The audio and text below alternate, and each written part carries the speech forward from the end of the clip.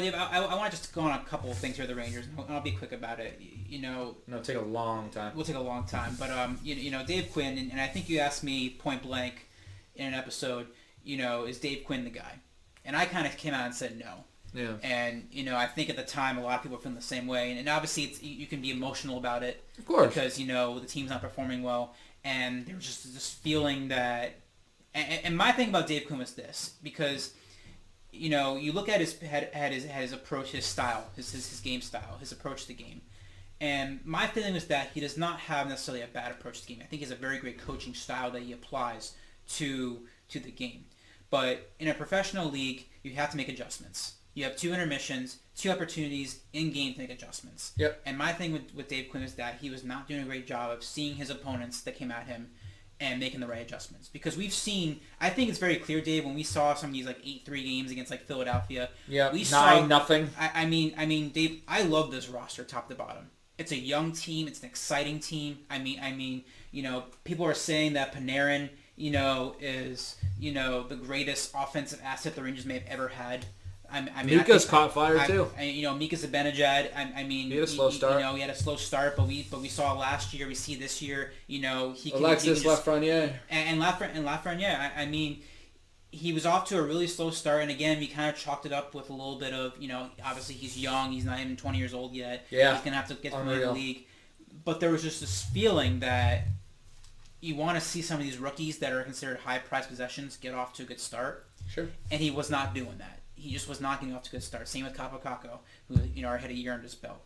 And so there was the feeling that with Quinn was that his approach to the game was working, but he was not making the right adjustments, and he was not giving his young players, his young stars, opportunities to really execute offensively. Yeah. And there was concern that he was going to inhibit growth from these players moving forward, because these are potentially your next big superstars for the Rangers. Obviously, you have Panarin right now and Zibanejad, but if this is the start of a potential dynasty, those are your 2 main assets that you want to see develop and become star players. Right. And so that was my feeling about Quinn, was that, is he the guy that's going to, make those players, those kind of star players? Yep.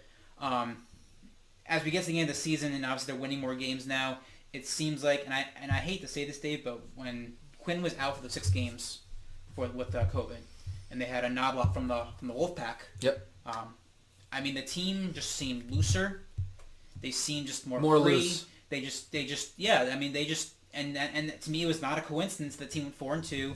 They had those blowout games against Philly, and so to me, when you have that kind of talent under your wings, just let him ride.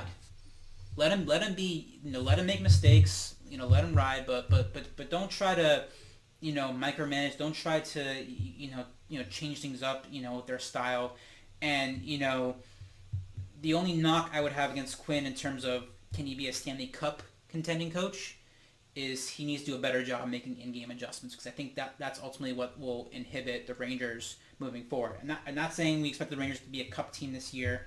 I think we thought maybe they could sneak in the playoffs, which is kind of where they are right now. They're kind of trying to sneak into the playoffs.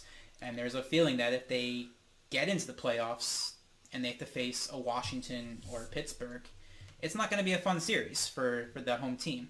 But Dave, that's kind of my thought about Quinn. And again, like I said, I was more pessimistic. I think you were a little more optimistic and more patient, if I recall. Do you still hold that belief that Quinn is going to be the guy moving forward? Oh, no, I'm patient with the team. I'm not patient with the coach. Mm-hmm. Very big difference. Okay. I can take wins and losses. As a UConn fan and as a New York Jet football fan, losses are in my... I'm used to losing. What I get sick of is how you're losing and why you're losing. Mm-hmm. Is it organizational decisions, GM decisions? Are you losing because of the product you're choosing to put on the field?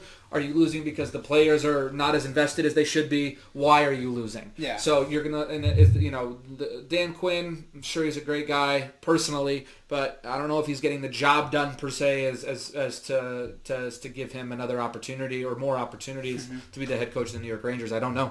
Yeah, they have the 6th highest goal differential right now in the league. 6th? 6th highest. Yeah. And you think for a team with that kind of goal differential, they'd be solidly in a playoff position right now. But ultimately, it's a slow start, Dave. That's going to cost them this year. Sure. And, what I don't want is, even if they don't make the playoffs, but they finish, like you said, like they go 4-2 or something, and there's a feeling that this team finished on a high note. We don't want to get a false sense of hope that the team is going to be off to the races right away, because I think there was a feeling before COVID, before the bubble tournament, that they were kind of getting this together, and then they got swept by Carolina. Carolina's a good team, so we get that. But yeah, the Rangers right now, they have they're number 6 in total offense. They're number 8 in actually team defense, if you can believe it. So I mean, in terms of goals allowed, per game. And the power play is still kind of their weakness, but that's the Rangers team for you. Always weak in the power play. 6th best penalty kill. But and Adam Fox. I mean, having him back. Adam Fox. I look at him like a Brian Leach, to be honest. Yeah, no, because he's great. Well, if there's one thing the Rangers have lacked, in my opinion, for the last 20 years, it is a solid scoring defenseman. Yeah. And they try to plug things in, Dave, like Keith Yandel, and a few other names, but you just never felt like they had a true consistent goal scoring or just point scoring defenseman. Yeah. But Adam Fox has 42 assists right now. Yeah. In a shortened season, right? Which is pretty fantastic. Sure. And then you goes to get Panarin and Benedetto. So I mean, top to bottom, this is a super exciting team. Sure. This is a super exciting team, and you don't want to see that talent go to waste, because they are players, they're on contracts, and salary cap's always an issue. For sure. You don't want to blow that window of opportunity. So